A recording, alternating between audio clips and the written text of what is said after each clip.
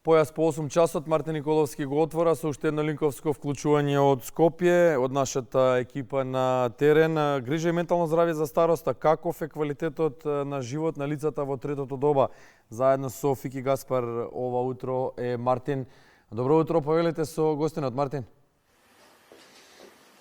Добро утро, Бранко. Во време кога животниот век се продолжува, предизвиците со кои се сочуваат повозрастните лица стануваат се покомплексни, а токму и темата со која се сочуваат токму овие лица станува се поактуелна. Како што најави самиот и ти, утро во ова линковско вклучување разговараме со психологот Фики Гаспар. Фики, добро утро и добре дојдовте во Македонија наутро. Како сте во утро? Добро утро, одлично. Благодарам. Кажете ми, кои се најчестите предизвици со кои се сочуваат лицата во трето доба кога станува збор за менталното здравје, но и општата психосоцијална состојба? Така, третото доба е предизвикувачко време, затоа што самите лица се веќе поостарени и има таа развојна криза кога вие од продуктивно од работа преминувате во пензија, најчесто не се пензионери, има и некои се уште што работат, но најчесто се пензионери и тоа е нормална развојна криза која се доаѓа со своји предизвици. Истражувањата покажуваат дека сите класични предизвици кои што ги имаат и помладите исто се појавуваат во таа доба, како што е социјалниот контекст, здравствени проблеми за жал знаат да бидат почести, од психолошки аспект чувство на одредена цел, затоа што најчесто луѓето имаат кариера позади себе оставено и сега некако доаѓа во некој период каде што едноставно од нив се очекува да бидат послободни, да не работат, да ги поминат тие пензионерски денови по-мирно, но си социјалниот контекст, кажавме овде, е многу важен, релациите си исто многу важни, најчесто луѓето во оваа возраст имаат и деца, па и нивните деца имаат деца, така да има многу фактори кои што влијаат на се ова и покажуваат истражувањата дека е предизвикувачки период затоа што со самата промена во последно време ги работиме, морам да ви кажам и некои од психолошки аспект ги припремаме за тој процес од кариера во пензионирање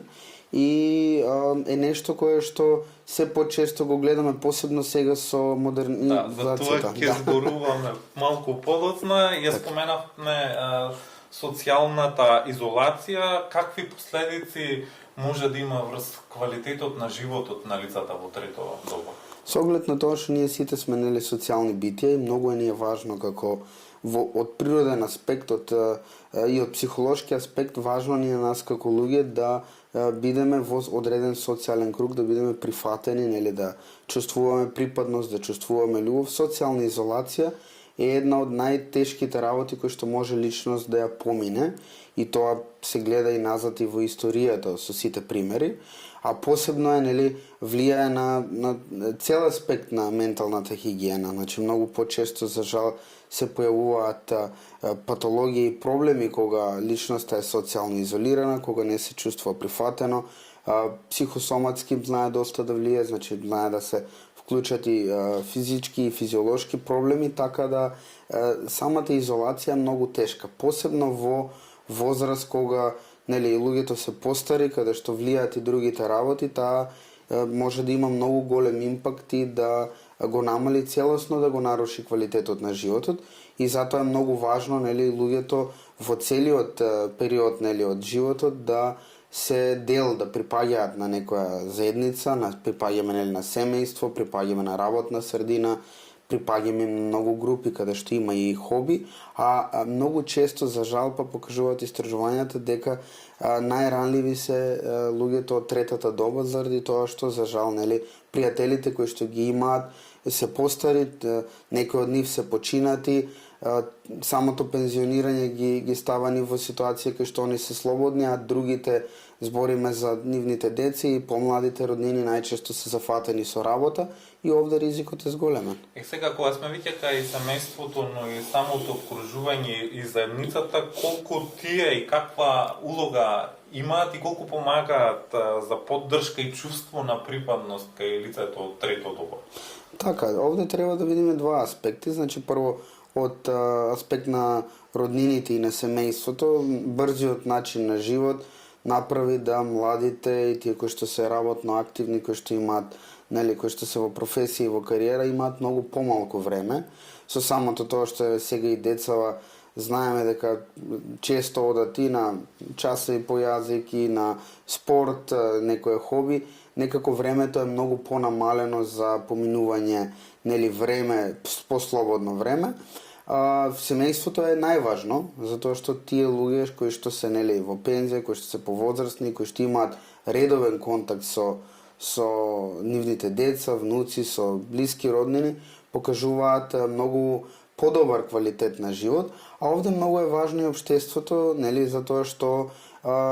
имаме општество, доколку имаме општество понасочено кон тоа да, нели, ги згрижи и ги насочи пензионерите и да направи ситуација каде што тие ќе имаат своја улога, нели, секако тие имаат улога, но малку да се даде појасна, нели, појасна представа и потреба од нив, многу подобро е чувството на самите луѓе кои што се во трета доба. Кај нас мислам дека треба уште малку време ние да достигнеме до таа ситуација каде што нели ќе го развиеме тој момент, и мислам дека сега од тоа, барем ја што сум во тек, веќе се работи на тоа развивање малку на влегуваат како дел од социјални услуги кога се работи за повозрастни и за грижа, и многу голем дел се веќе, пошто истражувањата го покажаат тоа, се дава и на самата социализација. Во тој контекст е и следното мое прашање: каков е пристапот до здравствени, но и психолошки услуги за постарите граѓани во Македонија и што треба да се направи за да се подобри овој систем? Мислам дека од здравствен аспект имаме простор, нели, да ги подобриме сите работи, со оглед на тоа што во третата доба и доста, нели, чести знаат да бидат во најмала рака, нели, тие проверки и треба да се прават од здравствен аспект. Од психолошки аспект, за жал, оваа возраст ние таа која што најретко бара помош, најверојатно тоа е малку и до културолошкиот момент, затоа што сега младиве веќе имаат многу поголем увид на, нели, колку менталната хигиена ни влијае на целокупното здравје. Кај повозрастните, за жал, тоа не е така. Се уште, нели, постои, кога би поразговарале со повозрастните, ќе почувствувате дека се уште постои тој момент на дека психологот прво не права толку јасна разлика што е психолог, што е психијатар. Главно го гледаат, нели, доколку се работи за некоја потешка состојба на психичка патологија, но веќе младите имаме и кај нас корисници кои што доаѓаат, кои што се доста повозрастни, главно за жал се врзани со некои други здравствени проблеми и затоа доаѓаат како физиолошко когнитивно опаѓање, кое што до некаде е нормално во таа возраст, но мислам дека треба малку повеќе свеста да се крене дека, нели, овој период знае да влијае доста, како што кажавте, таа изолација и промена, транзиција која што се случува и развојна криза која што е нормална, нели, кога со годините, но за жал немаме таква немаме доволна присутност на таа возраст во нашата работа. И за крај на нашиот разговор, кои се вашите препораки за активен и квалитетен живот после пензионирањето и како може секој поединец да придонесе сам за себе и за својата сопствена добросостојба? Така, прашањето е многу специфично, има многу фактори кога разговарам во живо со корисниците, и тоа често се кажува, нели, многу често се спомнува социјекономскиот контекст, како знаете, социализацијата е многу важна, активности доколку можат да се прават се исто така многу важни. Секако овде кажавме влегува и тој момент на економска слобода за луѓето, пошто гледаме дека тие кои што можат да си дозволат и кои што се движат и одат и на патување, иако се, нели, постари, главно подобро поминуваат, но согласно, нели, ресурсите кои што ги имаме, би кажал дека најдобро е да се направи социализација, одредена близија, појасна комуникација за што како им треба и секако малку да се помогне од страна на општеството и народот и тие што и корираат политиките малку да стимулираат работата за да може да има подобар квалитет на живот. Така, Фики, ви благодарам за одвоеното време и за гостувањето во утро во Македонија на утро. Благодарам на вас. Бранко, разговаравме со Фики Гаспар, а од нашиот соговорник добивме јасни пораки и важни насоки дека грижата за повозрастните не треба да биде само врска, туку и приоритет на едно здраво и хумано општество.